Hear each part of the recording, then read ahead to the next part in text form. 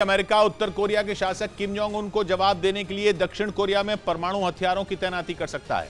ऐसी आशंका जताई जा रही है कि किम अपने दुश्मन देशों के खिलाफ परमाणु हथियारों का इस्तेमाल कर सकते हैं, क्योंकि एक रोज पहले ही किम ने 2 ऐसी क्रूज मिसाइलों का परीक्षण किया था जो परमाणु हथियार ले जाने में सक्षम है।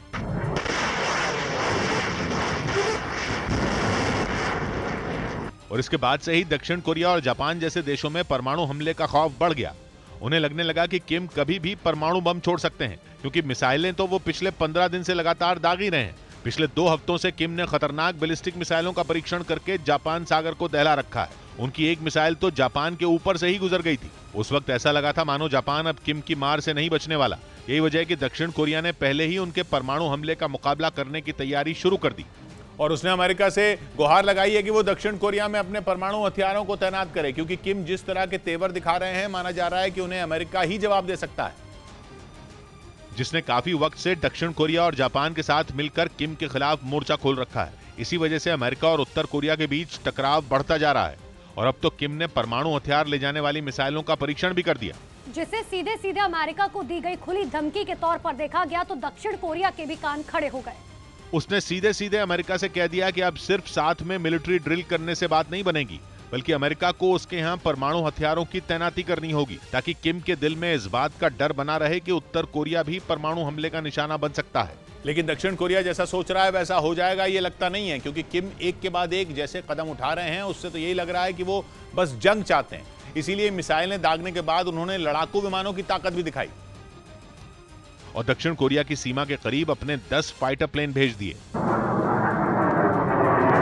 दक्षिण कोरिया ने आरोप लगाया कि उत्तर कोरिया के लड़ाकू विमान उसकी समुद्री सीमा के बेहद करीब पहुंच गए थे और उन्होंने वहां गोलियों की बरसात भी की थी। दक्षिण कोरिया ने दावा किया कि किम के फाइटर प्लेन का जवाब देने के लिए उसने भी F-35 लड़ाकू विमानों को भेज दिया, जिसके बाद उत्तर कोरिया के विमान वापस चले गए। दक्षिण कोरिया ने इसे किम की उकसाने वाली कार्रवाई बताया और उसने उत्तर कोरिया के 15 नागरिकों और 16 संस्थाओं को बैन कर दिया। दक्षिण कोरिया के मुताबिक बैन होने वाले लोग और संस्थाएं मिसाइल प्रोग्राम से जुड़े थे। इधर दक्षिण कोरिया ने किम से निपटने की तैयारी शुरू ही की थी कि उन्होंने जापान को एक बार फिर दहला दिया। जापान ने दावा किया कि उत्तर कोरिया ने उसे निशाना बनाकर मिसाइल दागी, जो कि उसकी समुद्री सीमा के काफी करीब आकर गिरी। जापान के मुताबिक उत्तर कोरिया ने इस बार जो मिसाइल छोड़ी उसने 650 किलोमीटर से ज्यादा की दूरी तय की और उसकी सीमा के करीब समंदर में गिर गई।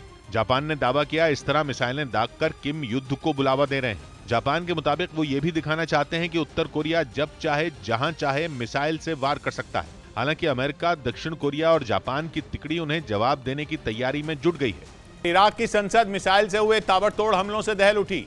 यह हमला उस वक्त हुआ जब बगदाद में इराक की संसद में नए राष्ट्रपति के चुनाव के लिए विशेष सत्र शुरू करने की तैयारी चल रही थी और इसी दौरान संसद भवन के पास मिसाइलें गिरने से दहशत फैल गई। एक मिसाइल तो संसद की इमारत के ठीक बाहर आकर गिरी, जिसके फटते ही वहां धुएं का बड़ा गुबार उठता दिखा। थोड़ी देर बाद ही एक और मिसाइल पार्किंग में खड़ी गाड़ियों के पास फटी। अचानक हुए इन धमाकों से वहां अफरा तफरी मच गई और लोग जान बचाकर भागते नजर आए।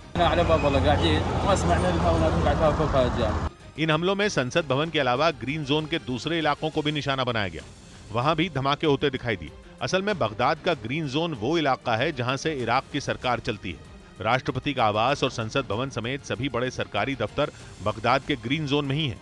साथ ही दूसरे देशों के दूतावास भी इसी इलाके में हैं। और पश्चिमी मीडिया ने दावा किया कि इस इलाके में 1-2 नहीं बल्कि 9 मिसाइलें दागी गईं, जिसका मकसद संसद सत्र को किसी भी कीमत पर रोकना था, क्योंकि इराक में ईरान समर्थक मोहम्मद अल सुदानी को प्रधानमंत्री पद का उम्मीदवार बनाए जाने के बाद से बवाल मचा हुआ है और इससे पहले भी वहां के बड़े शिया नेता मुक्तदा अल सदर के समर्थक उनके विरोध में ग्रीन जोन को घेर चुके हैं और संसद भवन पर धावा भी बोल चुके हैं, जिसकी वजह से पहले ही 3 बार राष्ट्रपति का चुनाव करने की कोशिश नाकाम हो चुकी थी।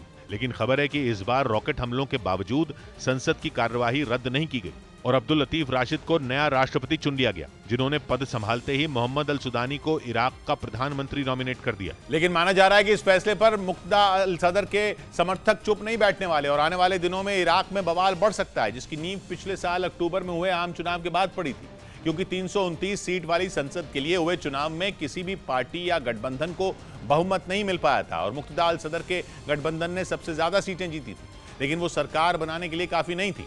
इसलिए दूसरे सबसे बड़े गठबंधन के साथ मिलकर सरकार बनाने पर बातचीत शुरू हुई। लेकिन दिक्कत यह है कि ये जो दूसरा सबसे बड़ा गठबंधन है वो ईरान का समर्थक है, जिसके प्रधानमंत्री पद के उम्मीदवार मोहम्मद अल सुदानी का मुक्तदा अल सदर के समर्थक विरोध कर रहे हैं। दिल्ली की कड़कड़डूमा कोर्ट ने 2020 में हुए दंगों के मामले में आम आदमी पार्टी के पूर्व पार्षद ताहिर हुसैन पर आरोप तय कर दिए।